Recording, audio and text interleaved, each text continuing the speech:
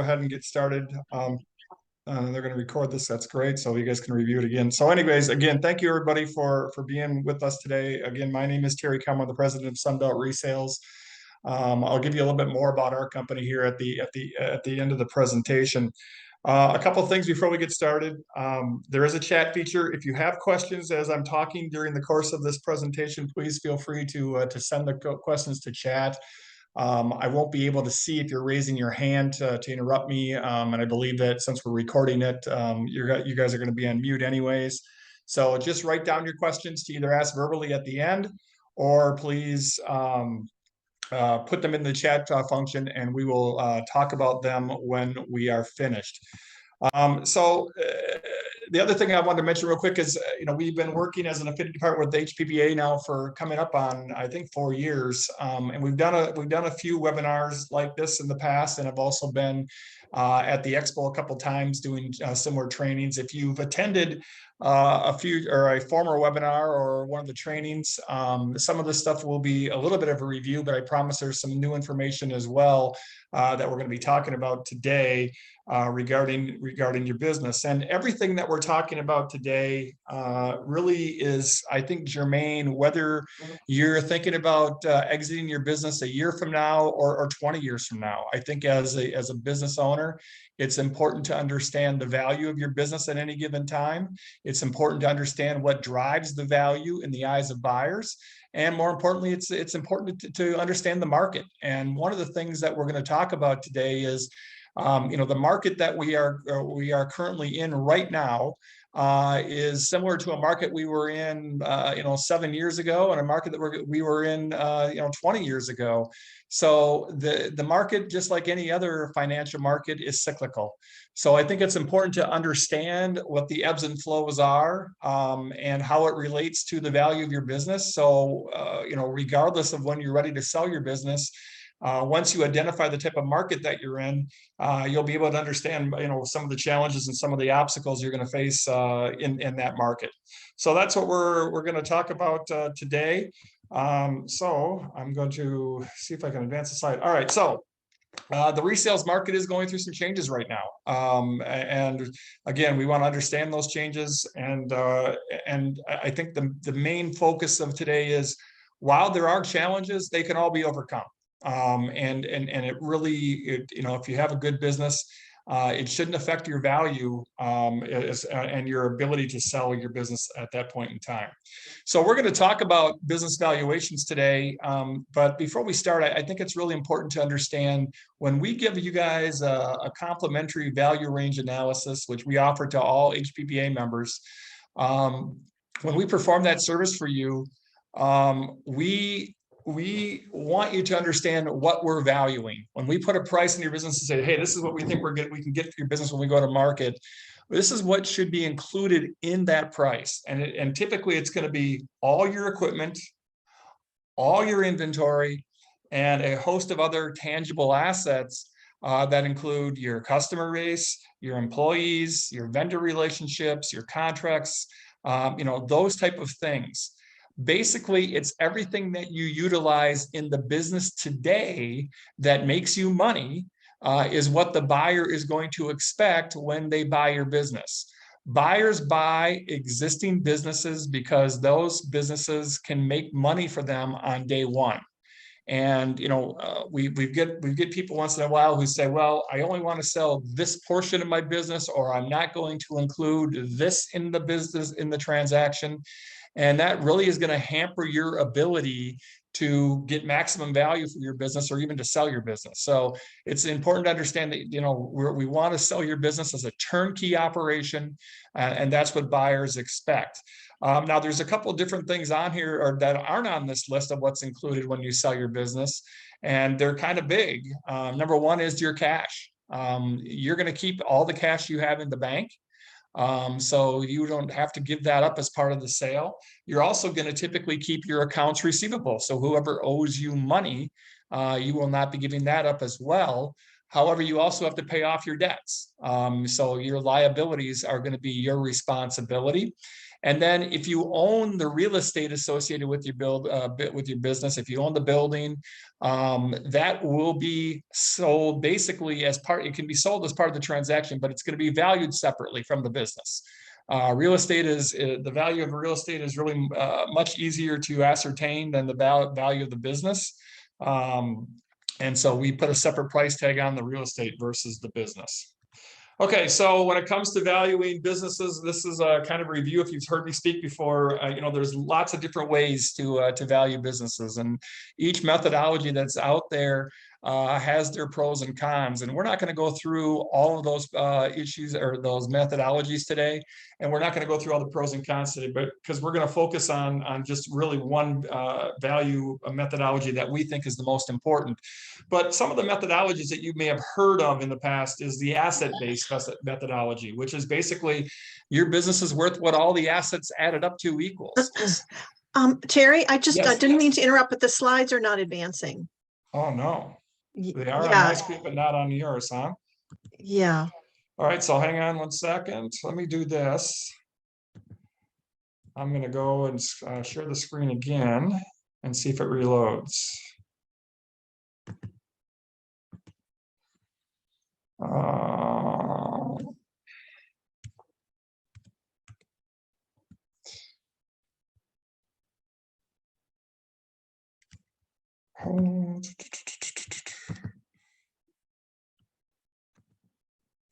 All right, are you Diana, are you seeing that right now? Yeah, it's actually the partial. It's Yeah. the slides are advancing on the left. Okay, so let me just it's not the full screen. Let me see if this how about now? Still a partial screen. Oh boy. So let me go back and stop the share one more time and go to share screen again and just see if I can't get this. I apologize, and I apologize to the recording as well.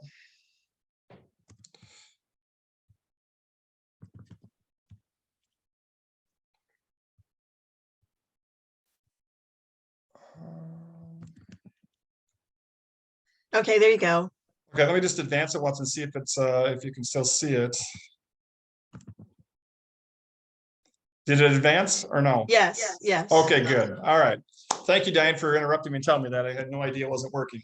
Okay, so back to the methodology. So the asset-based methodology is basically everything that you have, your inventory, your fixtures, etc. That methodology is typically used when your business is not producing a lot of cash flow for the owner. It's kind of a fallback. So we try to sell your business for as much as we possibly can with for your assets. There's also the gross sales based methodologies, and you may have heard these formulas in your industries. And I know HPBA covers a variety of different types of businesses and a few industries, but for the most part, you may have heard that, hey, my businesses typically sell for 30% of annual sales or 40% of annual sales. And that may be true, by the way. History has bared that out over time, that is the average of what businesses in your industry typically sell for.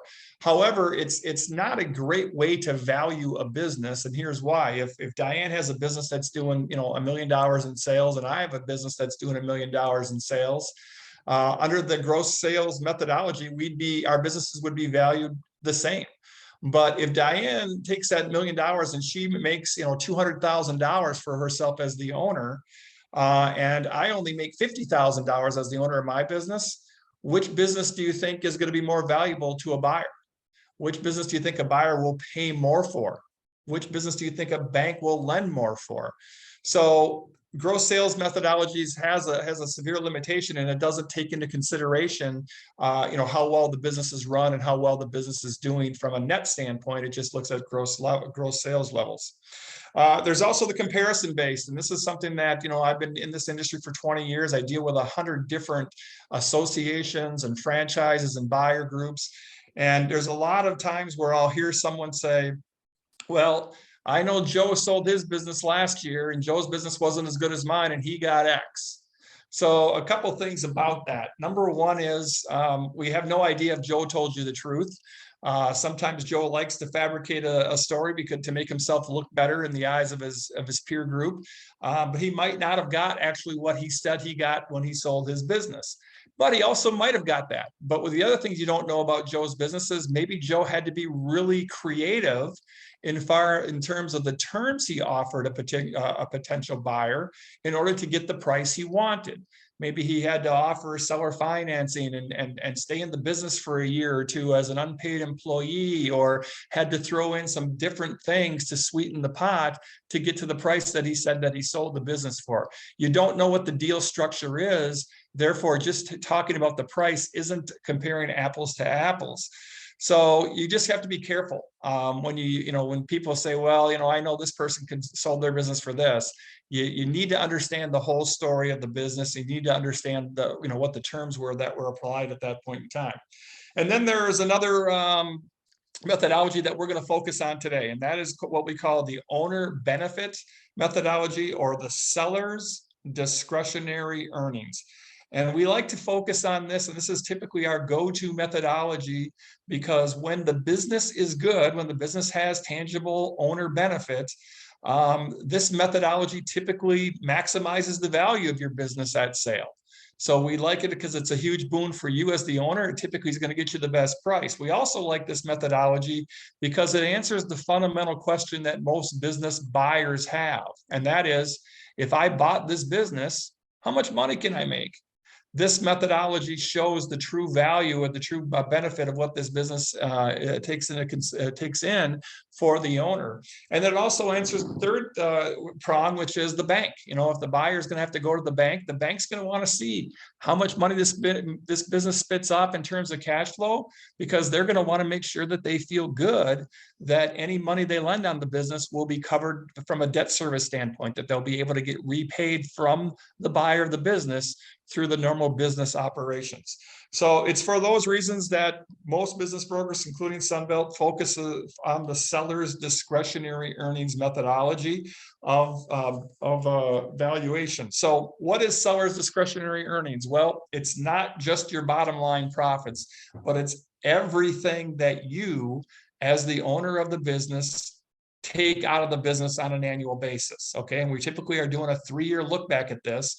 But, if you wanted to come up with a rough and dirty estimate for your business, later today or tomorrow, here's what you would do. Grab your 2022 P&L or your 2021 tax return, whichever you feel more comfortable with, and start with a blank piece of paper.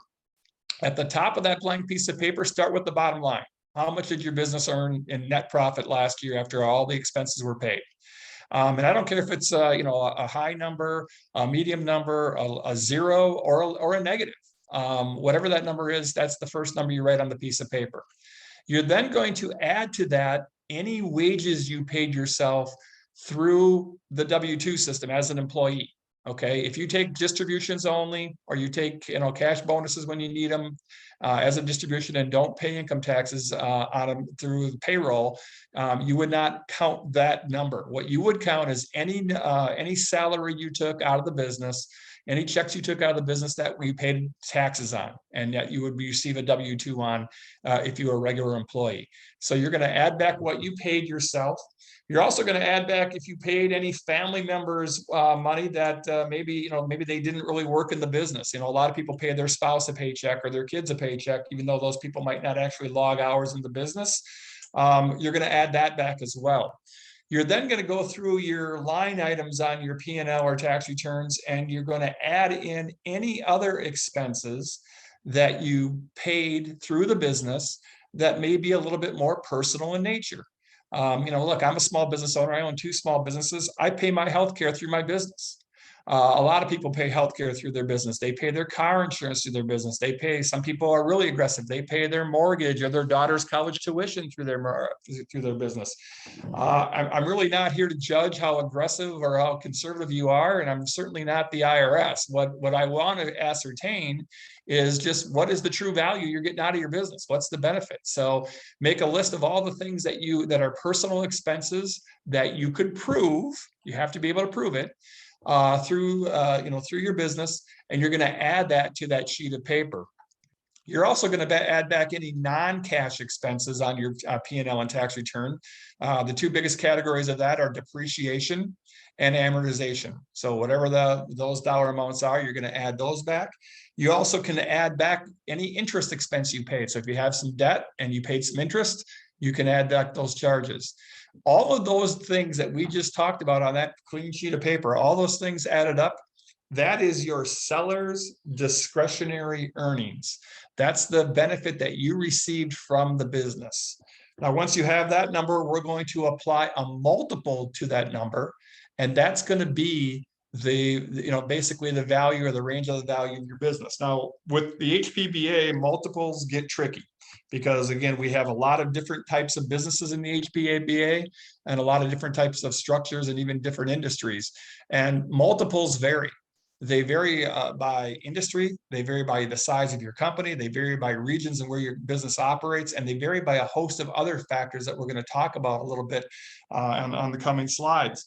So it's very difficult to give you an exact pinpoint of what the right multiple for your business is. A range of multiples for HPBA businesses is between 1 to 4 times that number. Most of the businesses that we've done value range analysis for HPBA businesses have fallen into 2 to 3 times the seller's discretionary earnings number. So if you added up all your SD things and it came out to be 200 grand, your business is probably worth between 200 to 600 or 400 to $600,000, depending. But again, it's very hard to, when HPBA is such a diverse industry or a diverse association and has so many diverse businesses, it's really tough to pinpoint and give you a multiple on a webinar like this, but we'll be happy to do it face-to-face or via phone call if you're interested. The other thing to remember too is, look, each business is unique. And we're going to put that multiple based on attributes to your business that are specific to your business, right? As I mentioned earlier, not every business is created the same. Even if you're in the same space, and even if it might be even operating in the same state, and you sell the same products, but and have the same amount of sales. But your business is going to be different from that other business. Your business is going to have, different structure as far as the number of employees. You're going to have different assets. You're going to have different market share. You're going to have a lot of different things that are going to skew your multiple either higher or lower than the other business in the same town. So, and look, we've seen service businesses sell for more than a 3 multiple. We've seen them go 4 times. We've even seen some go 5 times. So again, don't get pigeonholed into just the 1 to 4 or 2 to 3 range. These are national averages. But to figure out what your true multiple is, just give me a call. I'll be happy to have you walk you through it. Because look, every business out there is an average. Right. So your multiple may be higher, it may be lower, but this just gives you a bit of a range. You can figure out your SDE, multiply it by between 2 and 3 times. At least you have an idea of what your business is worth on the open market. But I want to reiterate that the value of your business or the price that you put on your business is not just a function of your financial data. Don't get me wrong, it drives the bus. Financial data is first and foremost what buyers are going to look at. It's what the banks are going to look at. It is one of the key factors in determining what your value of your business is. But the multiple that you're going to get as a function of seller's discretionary earnings is, again, going to be based on the attributes of your unique business. So we're going to look at your inventory. We're going to look at your assets. We're going to look at your market position. And we're going to look at a host of other factors that are either going to be categorized as growth factors or risk factors. And obviously, the more growth factors you have, the higher the multiple for your business. And the more risk factors that you have, the less the multiple is going to be for your business. So we take all that into consideration when we end up finally putting that multiple on your business to figure out what we think is the right price. Okay, so once we've established that price, it's time, might be time to go to market. And again, whether you're thinking about selling your business now or 20 years from now, I think it's really important to understand when you go to sell your business, what the market that you're going to be selling into is. And the current market is really, really solid still, but it has gone through some changes, and it's going to continue to change here in the next few years. And as I mentioned earlier, though, it's the changes that it's going through. We're finding it cyclical. I've been here now 20 years at Sunbelt. So I've been through a couple different events as far as the market goes. I'll go back to even before I got here. I got here in 2003, but in 2000, the market was really, really solid for resales and for people looking to sell their business. But in 2001, after 9/11, what happened? The bottom fell out. We fell into a recession. The market changed. That recession wasn't as strong as what happened in 2008. So, the resales market rebounded, the stock market rebounded after 2001, probably in 2003, 2004. And for the next 3 or 4 years, we had a really, really strong financial market. We had a really good, strong resales market. And then the Great Recession happened of 2008, 2009. And that one lasted longer. That lasted 3 years, basically. And it was very difficult to get maximum value for your business because the businesses weren't doing as well. So therefore, owner benefit was down. Therefore, the prices were down.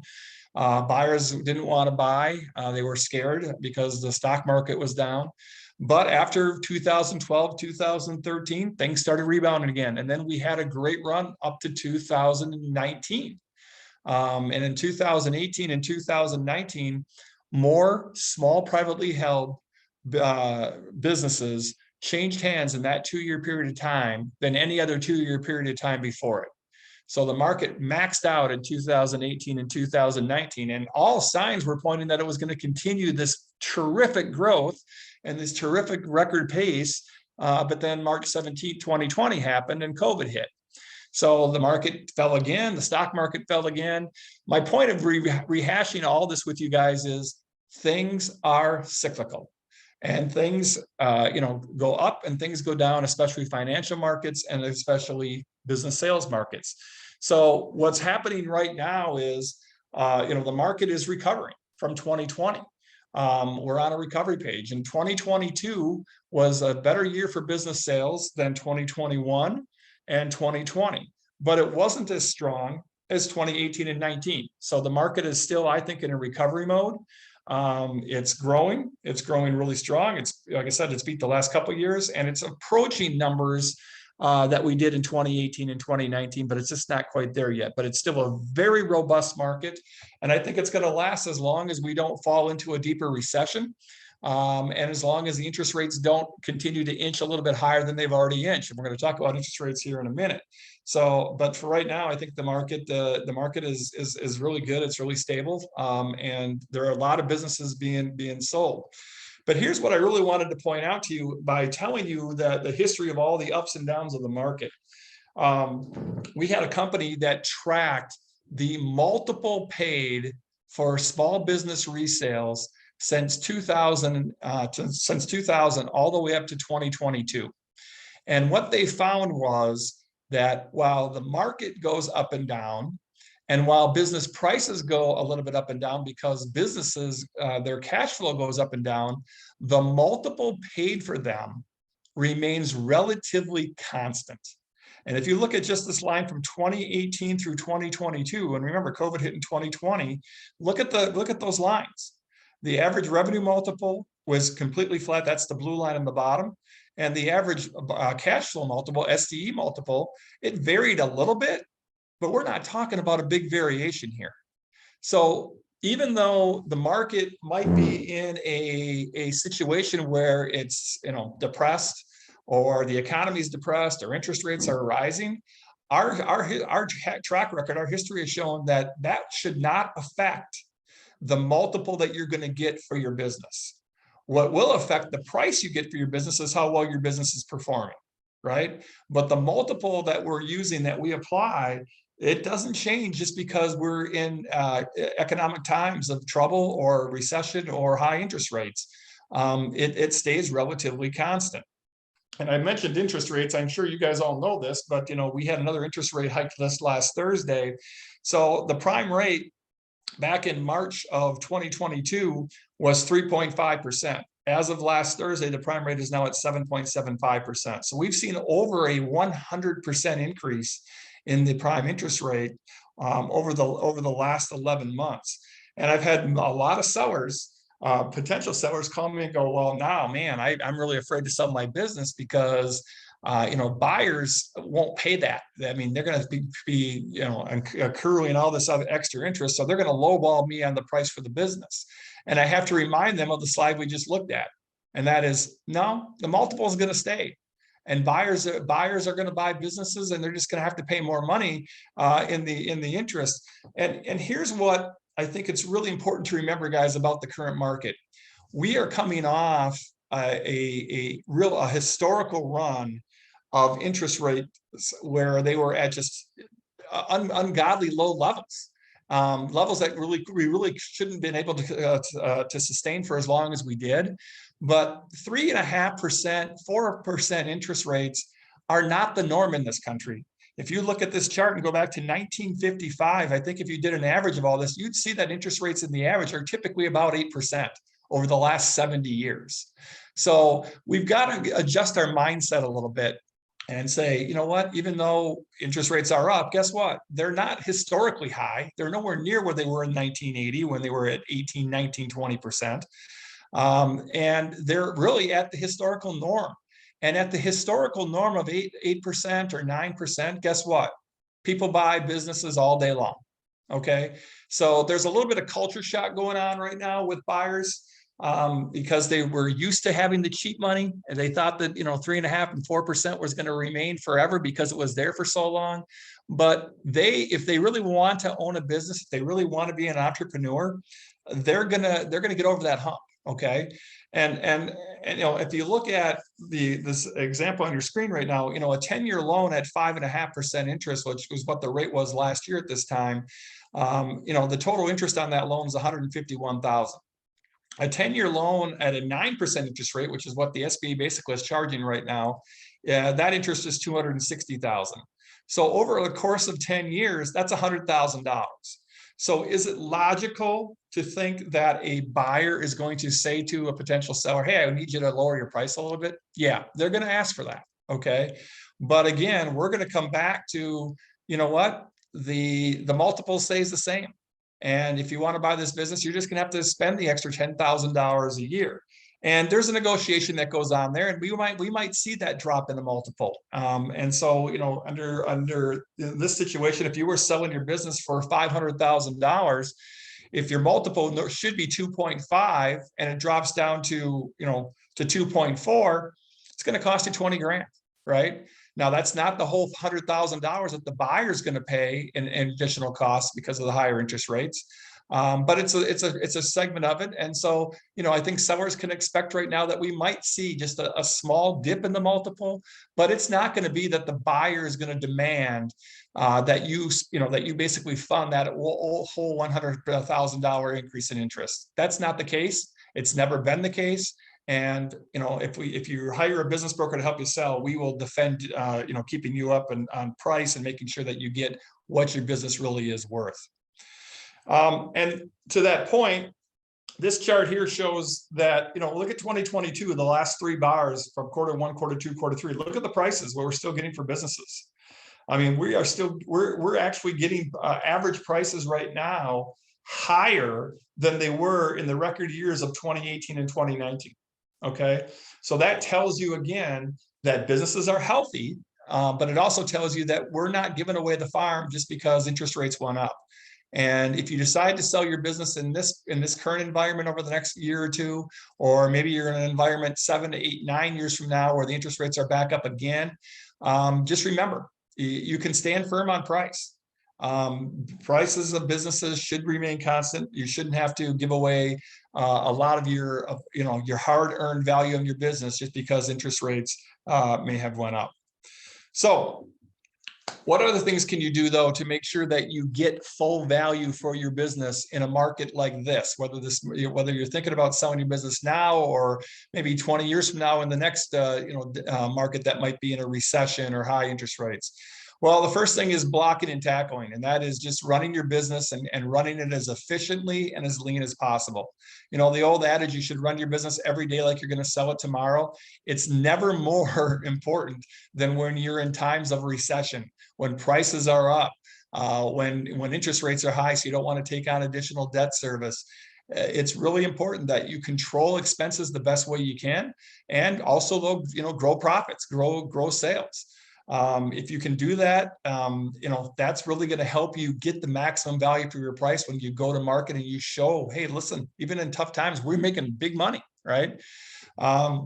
So that's one thing. The other thing that I want to talk about today, though, too, is if you're open to a little bit of additional risk, you should consider seller financing your sale at this point in time. You know, seller financing has been kind of a lost art here for the last few years, because the SBA has been such a willing partner to sell or to help buyers buy businesses. And again, those interest rates were so low that everybody wanted to leverage their money. So they went to the bank and tried to get an SBA loan. And so sellers didn't have to finance their sales. They really wasn't required. But now with the increase in interest rates, I think for some of you, it's a good time to reevaluate whether seller financing makes sense for you. You know, there is a risk, of course, when you sell or finance. But if you know your business and you know your business is built to last, even with a new owner, then you really should consider at least looking at the advantages that seller financing brings. And there's lots of advantages, and some of them are listed on the screen there. But I will say to you that probably the biggest advantage right now is it's an income source. I mean, if the bank is going to charge 9%, you could charge 6%, 7%, 10% to a seller or to a buyer, I mean, and that's all your money. And you know, if you sell your business and you get cashed out and somebody hands you a lump sum of $500,000, where are you going to go with that money where you're going to get a guaranteed 6%, or I shouldn't say guaranteed, nothing's guaranteed, but a fixed income of 6% or 8% or 10%. It's certainly not going to be in the stock market. We've seen that for the last 2 or 3 years now, how that's just gone up and down. So this is a really good opportunity for you guys to maximize your business value by also cashing in on the interest and carrying the paper on the loan. There's also some, usually there's tax savings associated with taking payments over time. We typically can get a higher price for your business when you are the bank, as opposed to if you had to bring your business to the bank. So there's lots of reasons to consider seller financing, but if you really want to hit the home run and you really want to maximize value in a high interest society, consider seller financing when you go to sell your business. I think it's going to pay you back in spades. So I'll just finish up here and then we'll head to the chat. I think a lot of you guys know about Sunbelt, and I'm not going to spend more than 1 minute on here, but we are the largest business broker in the country. We have 140 offices in North America, and our claim to fame is we help people buy and sell existing businesses. That's all we do. We're not realtors, we're not commercial brokers, we are business brokers. So if you're interested in at some point in time having us look at your business and giving you an approximate price, and then maybe talking to a broker, just give me a call. I will let you know that my role with Sunbelt is I'm not a business broker. My role with the company is to create relationships like I did with the HPBA a few years back. And I'm here, guys, as your resource. I'm here to just answer your questions. I'm here to give you some advice. I'm here to just listen to your concerns, update you on things like the market, like we did today. I'm a resource for you. So feel free to contact me at any time. If you just want to, have a general conversation, we don't have to get a business broker involved. And look, if you want to talk to a broker too, I just want to remind people, this isn't used car sales. If you call us and say, hey, I'm just thinking about doing this, we're not going to call you every 3 days and go, hey, are you ready? You're ready. You're ready. Selling your business is a very personal thing, and you're going to do it when you are ready and only when you are ready. So we'll answer your questions. We'd like to create a relationship with you, but we know that relationship will hopefully be ready when you're ready to have a more in-depth conversation. But for now, you're free to just contact me, ask any questions. Be glad to, like I said, work up a value range analysis for you for a complimentary, no cost, no obligation situation, and give you an idea of what your business would be worth in the open market if you're thinking about, whether you're thinking about selling now or 20 years from now, just want to have an idea of what it's worth. So that's the presentation for today. I'm going to go ahead and get out of that, and then I'm going to go ahead and hit the chat because we do have some things that that came through. And I'll read those questions. And if you have any other questions, you can either write them into the chat, or maybe we can unmute here at the end and just see if there's any verbal questions. All right. First question: Would an owner add back their entire salary in all circumstances? What if the owner, I am performing work that is required for normal business operations like selling, installing, buying products, scheduling, etc.? Yeah, it's a good question. We typically will add back the full owner's salary because we assume that the buyer of the business will assume the role of the owner, or the role that the owner is currently playing. Now, if the owner is currently playing a role that's multi-hats, we assume that the buyer is going to do that as well. The only time where we wouldn't add back the full salary of the owner is if the owner it may have, let's say the owner is a husband and wife team, and they're both spending more than a combined 40 or 50 hours in the business a week. Then we're going to have to make an adjustment, because a buyer coming in might have to hire a part-time person to assume some of the duties that the tandem ownership is currently providing. But if you're a single owner, and yeah, maybe you're working a lot of time right now and you're doing a lot of different things, we're gonna hopefully assume that the buyer's gonna have to repeat that. Right now, a buyer might push back on that and say, you know what, that guy's working 80 hours a week. I'm not working 80 hours a week. We'll cross that bridge when we get to it. But from us, from an initial value standpoint, we're going to add back whatever the salary the owner's taken out of it, regardless of the hats that they're wearing in the business. Diane, I think that's all the chats. So maybe if you want to just unmute, if you could, everybody, and just see if there's any verbal questions before we let them go. Yes, does anybody have any questions for Terry?